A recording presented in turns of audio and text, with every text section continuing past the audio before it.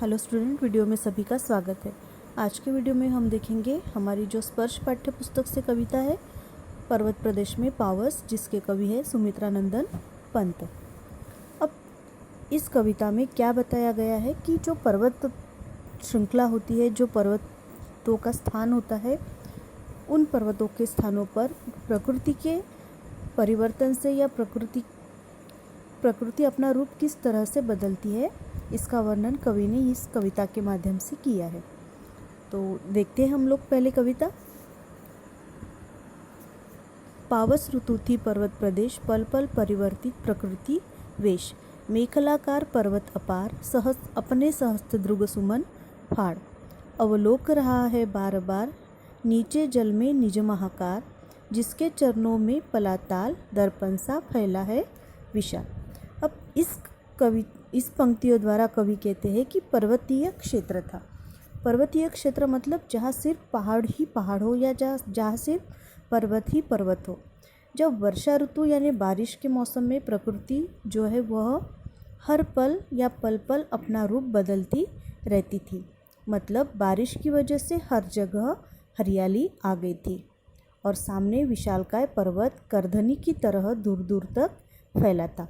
अब करधनी का मतलब क्या होता है? तो करधनी ये एक अलंकार कहा जाता है करधनी को, या आभूषण भी कहते हैं, जिसे महिलाएं अपनी कमर में बांधती है। तो पर्वत श्रृंखलाओं को करधनी कहने का क्या मतलब है? आपको यहाँ पे स्क्रीन पे पिक्चर दिख रहा होगा, तो देखिए यहाँ पे जो पर्वत श्रृंखला है वो करधनी के आकार की कैसी है। जैसे यहाँ पे देखिए ये जो लाइन आई है ये पर्वतों की लाइन है, तो ये हो गया करधनी का आकार। तो ये एक आभूषण है करधनी, जिसे महिलाएं अपनी कमर में पहनती है, जिसे हम कमरपट्टा भी कहते हैं। तो कवि ने यहाँ पे यही कहा है कि जो ये पर्वत की श्रृंखलाएं है ये करधनी के आकार की है। आप यहाँ पर भी देख सकते हैं, यहाँ पे अगर हम पर्वत श्रृंखला देखें तो यहाँ पे करधनी का आकार आ जाता है, ये ऐसा आकार जिसे करधनी कहते हैं। तो यहाँ पर कवि ने इन पर्वतों का वर्णन करधनी की तरह फैले हुए विशाल पर्वत ऐसा ही किया हुआ है। उन पहाड़ों पर हजारों फूल खिले हुए थे।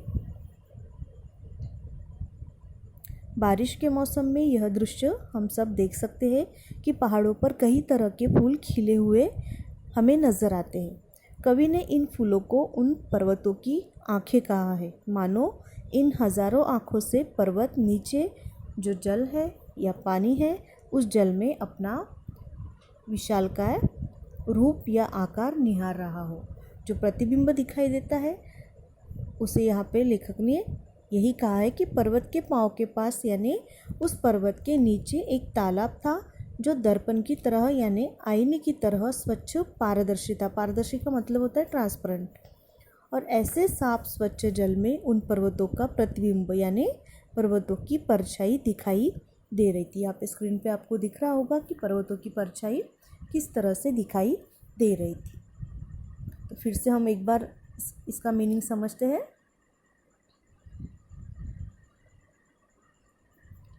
पावस ऋतु थी पर्वत प्रदेश, पल पल परिवर्तित प्रकृति वेश। मेखलाकार पर्वत अपार, अपने सहस्त्र द्रुग सुमन फाड़। अवलोक रहा है बार बार, नीचे जल में निज महाकार। जिसके चरणों में पलाताल, दर्पण सा फैला है विशाल। तो कवि कहते हैं कि पर्वतीय क्षेत्र था। पर्वतीय क्षेत्र मतलब जहाँ सिर्फ पहाड़ ही पहाड़ हो। जब वर्षा ऋतु यानी बारिश के मौसम में प्रकृति जो है वह हर पल या पल पल अपना रूप बदलती रहती है। मतलब बारिश की वजह से हर जगह हरियाली आ जाती है और सामने विशालकाय पर्वत करधनी की तरह दूर दूर तक फैला था। करधनी का मतलब यह मैंने पहले बताया कि यह अलंकार है जो महिलाएं अपनी कमर में पहनती है या जिसे हम कमरपट्टा भी कहते हैं। तो यहाँ पर कवि ने इन पर्वतों का वर्णन करधनी की तरह फैले हुए विशाल पर्वत जैसा किया हुआ है। उन पहाड़ों पर हजारों फूल खिले हुए थे। बारिश के मौसम में यह दृश्य हम देख सकते हैं कि पहाड़ों पर कई तरह के फूल खिले हुए हमें नजर आते हैं। कवि ने इन फूलों को उन पर्वतों की आंखें कहा है। ये जो हजारों फूल खिले हैं, इन पर्वतों को कवि ने इन फूलों को कवि ने उन पर्वतों की आंखें कहा है। और इन हज़ारों आँखों से पर्वत नीचे जो जल है यानी जो पानी है उस पानी में अपना विशालकाय रूप आकार निहार रहा हो। तो पर्वत के पाँव के पास यानी उस पर्वत के नीचे एक तालाब था जो दर्पण की तरह यानी आईने की तरह स्वच्छ और पारदर्शी था। पारदर्शी का मतलब मैंने पहले ही बताया है कि ट्रांसपेरेंट। और ऐसे साफ स्वच्छ जल में उन पर्वतों का प्रतिबिंब यानी परछाई दिखाई दे रही थी। आगे का स्टैंजा पढ़ते हैं।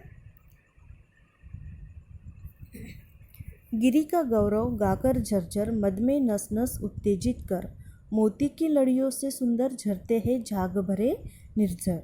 गिरिवर के उर से उठ उठकर उच्चाकांक्षाओं से तरुवर है झांक रहे नीरव नभ पर अनिमेष अटल कुछ चिंता पर। गिरी का मतलब होता है पर्वत या पहाड़ और गौरव का मतलब होता है महिमा।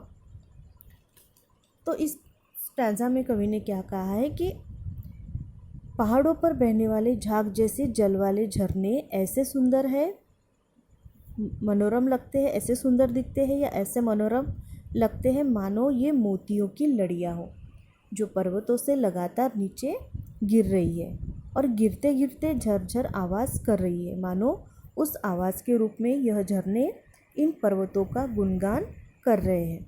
इन झरनों के स्वर से जो दर्शक होते हैं, इसे देखने वाले जो लोग होते हैं, मानो उनमें एक नई उत्तेजना आ जाती है, एक नया जोश उनमें आ जाता है, उनमें उत्साह की एक लहर सी बहने लगती है। तो इन पहाड़ों पर उगने वाले जो ऊंचे ऊंचे वृक्ष हैं, ऊंचे पेड़ हैं, उनके जो मन में आकांक्षा उठ रही है उसी की तरह ये वृक्ष लंबे हैं, मानो यह वृक्ष आकाश में झांकते हुए एकदम से शांत, अटल, सदा, अटल का मतलब होता है सदा बना रहने वाला, चिंतालीन, चिंतालीन का मतलब होता है चिंता में, ऐसे खड़े हैं मानो आकाश का कोई रहस्य ये वृक्ष सुलझाने की कोशिश कर रहे हो। यानी इन पर्वतों पर जो बड़े बड़े या जो लंबे लंबे वृक्ष हैं उनका वर्णन कवि ने इस तरह इन पंक्तियों में बताया है। तो फिर से एक बार हम देखते हैं इसका मतलब। कवि कहते हैं कि पहाड़ों पर बहने वाले झाग जैसे जल वाले झरने ऐसे सुंदर है, ऐसे मनोरम लगते हैं मानो ये मोतियों की लड़ियाँ हो जो पर्वतों से लगातार नीचे गिर रही है और गिरते गिरते झरझर आवाज़ कर रही है, मानो उस आवाज़ के रूप में यह झरने इन पर्वतों का गुणगान कर रहे हैं। इन झरनों के स्वर से जो दर्शक होते हैं, इसे देखने वाले जो लोग होते हैं, मानो उनमें एक नई उत्तेजना आ जाती है, नया जोश उनमें आ जाता है, उनमें उत्साह की एक लहर सी बहने लगती है। तो इन पहाड़ों पर जो उगने वाले वृक्ष होते हैं, ऊंचे ऊंचे जो पेड़ होते हैं, उनके मन में जो आकांक्षा उठ रही है उसी की तरह यही वृक्ष लंबे हैं, मानो यह वृक्ष आकाश में झांकते हुए एकदम से शांत, अटल, चिंतालीन ऐसे खड़े हैं मानो आकाश का कोई रहस्य सुलझाने की ये कोशिश कर रहे हो। यानी इन पर्वतों पर जो बड़े बड़े लंबे लंबे वृक्ष हैं उनका वर्णन कवि इस तरह इन पंक्तियों में हमें बता रहे हैं। आगे का स्टैंजा देखते हैं। उड़ गया अचानक लो भूधर, फड़का अपार पारद के पर, रवशेष रह गए निर्झर, है टूट पड़ा भू पर अंबर।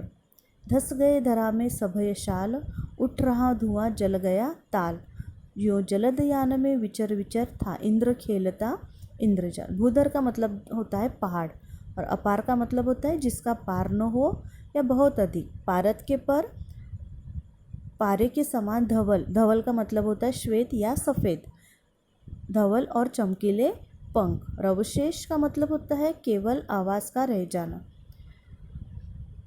तो आइए देखते हैं इसका मीनिंग कवि ने क्या बताया है। तो कवि इन पंक्तियों द्वारा कहते हैं कि देखो, लगता है जैसे कि एक पूरा पहाड़ पारे के समान धवल, चमकीले, धवल यानी श्वेत, मैंने पहले ही बताया कि सफ़ेद पंखों को फड़फड़ाता हुआ अपार आकाश में उड़ चला है। कहने का तात्पर्य यही है कि अचानक पहाड़ के समान बहुत अधिक सफ़ेद और चमकीले बादल आकाश में छा गए हैं। इन बादलों की वजह से झरने भी नहीं दिखाई दे रहे हैं, उन झरनों की झरझर आवाज़ ही बाकी रह गई है।